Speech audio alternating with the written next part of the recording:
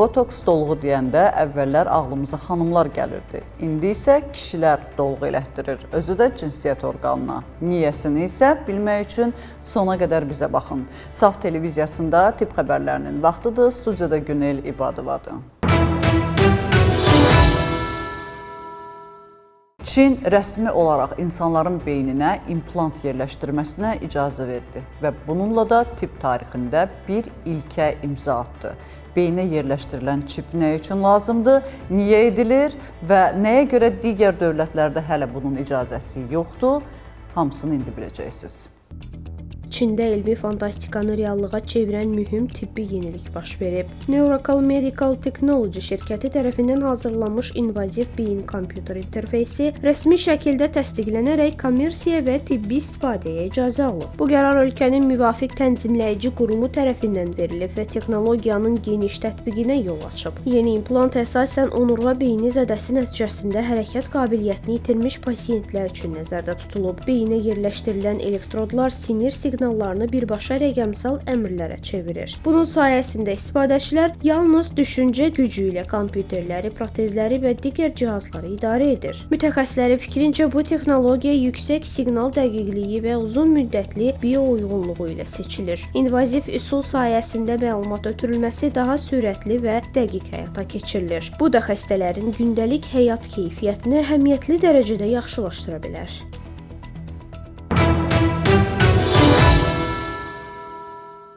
Yadınızdadırsa bu yaxınlarda belə bir xəbər verdik ki, xanım üzü qırışmasın deyə düz 40 il gülmürdü. Bu barədə dermatoloqdan xəbər aldıq. Dedik ki, həqiqətən də gülməsək üzümüz qırışmazmı və yaxud da üzün qırışlarının tək səbəbi elə gülməkdirmi? Cavab izləyək. Gülməmək dərini gənc saxlayır. Qadın qırışların yaranmasının qarşısını almaq üçün düz 40 il gülmədiyini bildirib. Son günlər sosial mediada geniş müzakirə olunan bu maraqlı iddia diqqət çəkib. İngiltərədə yaşayan Tess Christianın gülməyi özünə qadağa etməsi, mimikaları məhdudlaşdırmağı dərinin daha gənc qalmağına kömək edirmi? Mövzu ilə bağlı dermatoloq, kosmetoloq Leyla Burzu STV xəbərə danışıb. Əslində mənə elə gəlir bu biraz psixoloji insanın vəziyyətindən də asılıdır və mən şəxsən öz fikrimi düşünmürəm ki, qırış qadını çirkinləşdirir.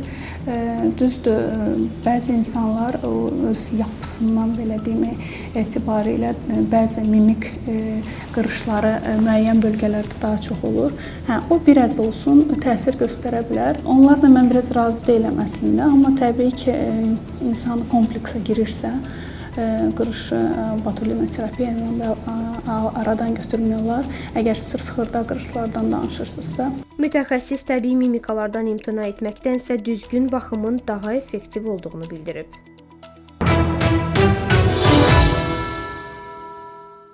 Ölkəmizdə qeyri-adi bir hadisə baş verib. Həkim 99 yaşlı pasiyentin hər iki gözünü əməliyyat edib və bundan sonra pasiyentin görmə qabiliyyəti kifayət qədər yaxşı olub. Leyla xanım Kazımovanın əməliyyatından sonra pasiyentini izləyirik. 99 yaşlı Əsəd Ağa babanın göz əməliyyatı uğurla keçib. 99 yaşlı pasiyentin hər iki gözündə katarakt əməliyyatı icra olunub. Cərrah oftalmoloq doktor Leyla Kazımova əməliyyatın təfərrüatları barədə STV xəbərə danışıb. Qocalıq kataraktasıdır. Rayondan bizə müraciət etmişdi. 99 yaşı var. Baba da müraciət elədi. Dedi, mən heç görmürəm, görmək istəyirəm. Bu şəraiti yaratdıq. Katarakta ekstraksiyası icra olunubdur. Hər iki gözünə linza yerləşdirilmişik, gözünün içinə.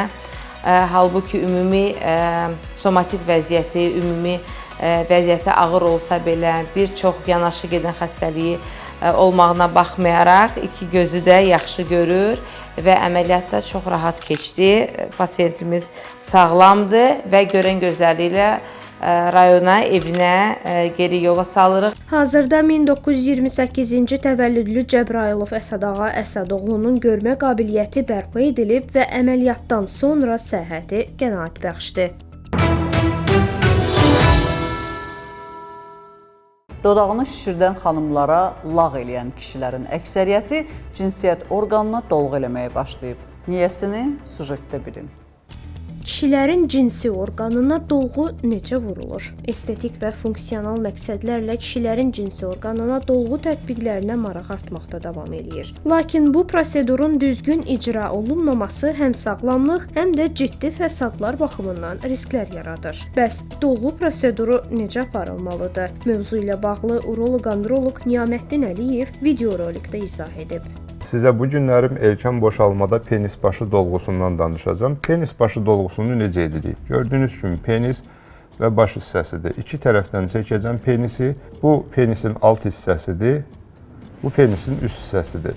Penisə dolğu olduqda iynə ilə penisin bir hissəsinə, bax bu hissəsinə günəş kələfi şəklində dolğular edib penis başını daha da qalın edib içəridəki sinir kələfi ilə əlaqəsini tam olaraq itiririk. Bir də aşağı hissəsində frenulum nöqtəsinə bura gələn sinirləri blokada eləmək üçün burada dolğular icra edirik. Dolğular icra olunur ambulator şəraitdə. İynə vurulduqdan sonra xəstə 15-20 dəqiqə sonra evə gedir.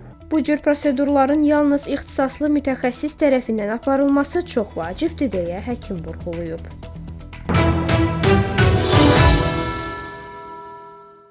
Parçalanmış sinirlərin bərpası üçün yeni texnologiya kəşf edilib və artıq onların bir-biri ilə bitişməsi üçün onları tikməyə ehtiyac yoxdur. Əməliyyatsız sinir hüceyrələrini birləşdirmək mümkün olacaq. Texnologiya yenə də tibbin yanındadır. Sinir bərpasında yeni texnologiya. Amerika Birləşmiş Ştatında cərrahiyyə sayəsində mühüm yenilik qeydə alınıb. Qida və Dərman Administrasiyası kəsilmiş sinirlərin bərpası üçün tikişsiz, işıqla aktivləşən polimer texnologiyasını təsdiqləyib. Tədqiqatçılar tərəfindən hazırlanıb Tisium şirkəti tərəfindən inkişaf etdirilən bu sistem mikrocərrahiyyədə yeni mərhələ sayılır. Yeni üsulda cərrahlar sinir uclarına xüsusi maye polimer tətbiq edir. Daha sonra işıq vasitəsilə maddə sürətlə bərkiyərək siniri əhatə edən elastik qoruyucu qat yaradır. Bu təbəqə sinir toxumasının təbii şəkildə bərpasına imkan verir və sızmanın qarşısını alır. Texnologiyanın əsas üstünlüyü istifadə olunan materialın bioloji sorulmasıdır. Sağalma tamamlandıqdan sonra polimer orqanizmdə iz qoymadan yox olur. Bu da iltihab və ağırlaşma riskini azaldır. Mütəxəssislər hesab edir ki, bu yenilik gələcəkdə ürək, damar və digər cərrahi sahələrdə də tətbiq oluna bilər və regenerativ tipdə böyük irəliləyişə səbəb olacaq. Bugün olan səhiyyə xəbərlərimiz bu qədər. Dünyada və ölkədə baş verən ən vacib tibb xəbərlərini bizdən izləyin. Unutmayın, bilmək hər zaman bir addım öndə olmaq deməkdir. Özünüzü və doğmalarınızı qoruyun. Sağ olun, salamat qalın.